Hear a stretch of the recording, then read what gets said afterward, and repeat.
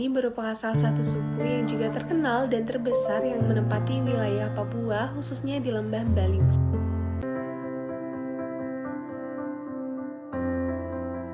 Oleh karena itu, orang-orang tersebut biasa disebut sebagai orang Balim. Di dalam suku ini memiliki ciri kebudayaan yang unik dan eksis hingga saat ini.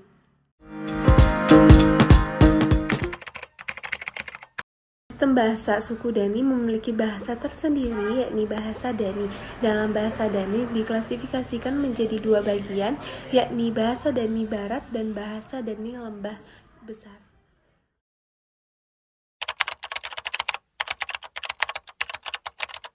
Kedua, sistem pengetahuan lokal masyarakat suku Dani yang masih berdasar kepada sistem kepercayaan atau unsur-unsur magis dan juga kepada alam sekitarnya. Terlihat dari suku Dani yang memandang bencana atau peristiwa yang merugikan yang menimpa mereka masih selalu dikaitkan dengan unsur-unsur sakral. Suku Dani juga menganggap kematian, penyakit, wabah, dan juga bencana diyakini mereka sebagai malapetaka yang disebabkan oleh orang yang masih hidup ataupun orang yang telah meninggal atau disebut dengan arwah.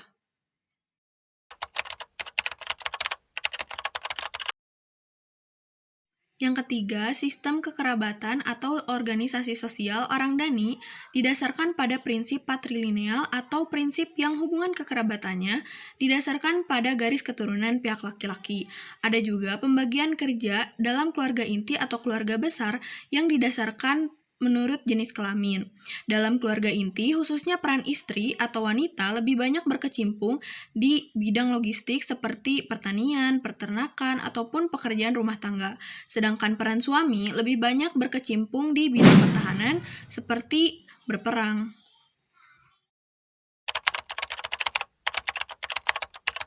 Yang keempat, sistem perawatan hidup dan teknologi pada masyarakat suku Dani tercermin dari pola perkampungannya seperti yang tampak pada pemukiman orang Dani, di mana pola perkampungannya ini menyebar, yang artinya ada kompleks bangunan yang disebut dengan silimo tersebar dalam wilayah-wilayah desa. Silimo ini terdiri dari beberapa unit dengan denah dan fungsi tertentu. Selain itu, teknologi asli masyarakat suku Dani sangat sederhana, yang mana alat-alat utama mereka terbuat dari batu yang digosok sampai halus, kayu dan sejenis bambu yang disebut dengan lokop. Ada juga kantong berbentuk seperti jaring yang disebut dengan noken yang dipakai oleh masyarakat perempuan Dani dan diletakkan di atas kepalanya.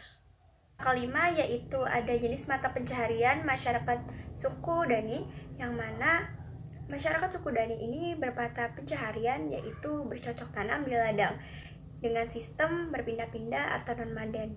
Namun ada juga masyarakat suku Dani yang berternak babi dan berdagang. Hal ini karena makanan utama mereka adalah ubi jalar, sehingga banyak pekerjaan masyarakat suku Dani di ladang dan berjualan ubi jalar. Oleh karena itu, masyarakat suku Dani mayoritasnya bekerja sebagai petani di ladang.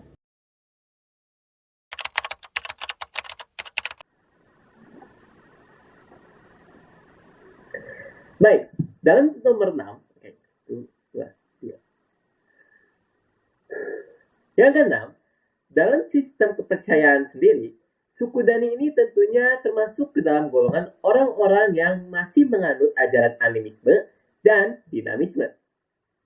Di mana dari sini kita bisa lihat bahwa suku Dani ini mempercayai suatu roh-roh nenek moyang, yang dimana roh nenek moyang ini mereka sebut dengan Moget.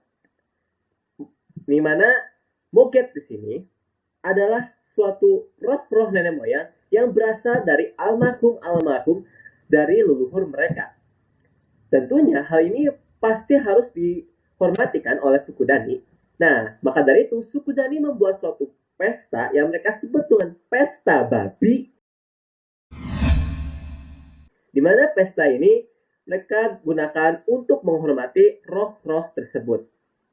Nah, dalam segi dinamisme sendiri, suku Dani ini tentunya mempercayai suatu benda yang terbuat dari batu, yaitu batu pipih, yang dimana mereka sebut dengan kaneken, di mana mereka mempercayai bahwa benda ini adalah salah satu perkumpulan atau tempat perkumpulan pada roh-roh nenek moyang yang sudah meninggal pada zaman dahulu. Tentunya, selain dari segi kepercayaan, Suku Dani ini memiliki suatu keunikan, yang dimana mereka memiliki suatu tradisi yang bisa kita sebut dengan tradisi yang unik, tapi bisa juga kita sebut dengan tradisi yang menyeramkan, yang dimana kita sebut atau mereka sebut dengan tradisi potong jari. Bayangkan saja kalau kita bagaimana rasanya tradisi kita memotong jari kita.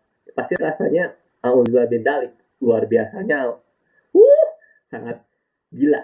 Belum lagi ini mereka sudah ditradisikan, yang artinya mereka pasti melakukan hal tersebut tidak lebih dari sekali. Bisa berulang kali. Ya, oke. Dalam tradisi di sini, mereka mempercayai bahwa hal ini disebabkan oleh adanya anggota-anggota mereka yang sudah meninggal dunia. Khususnya di mana tradisi ini dilakukan oleh kaum wanita-wanita yang ada pada suku Dani. Dengan memotong jari tersebut, mereka mengharapkan bahwa malapetaka tersebut tidak akan terjadi di kemudian hari atau kemudian.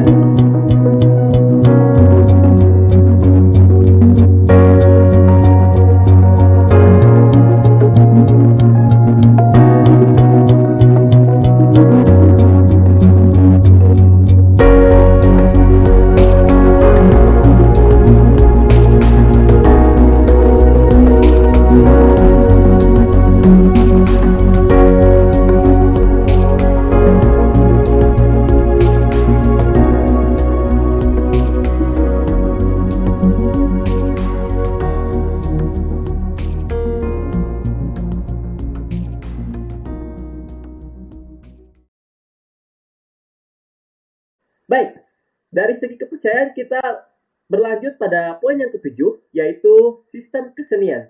Yang dimana suku Dani ini sangat kreatif sekali, dimana mereka memiliki suatu cara inovasi dalam membangun tempat tinggal. Bisa kita lihat seperti Ilamo, Ebai, dan Wamai.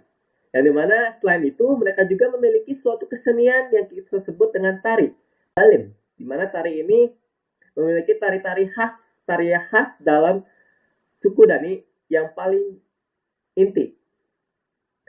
Yang terakhir yaitu mereka memiliki 3 macam lagu tradisional yang terkenal, di mana salah satunya yang berjudul dengan Erai.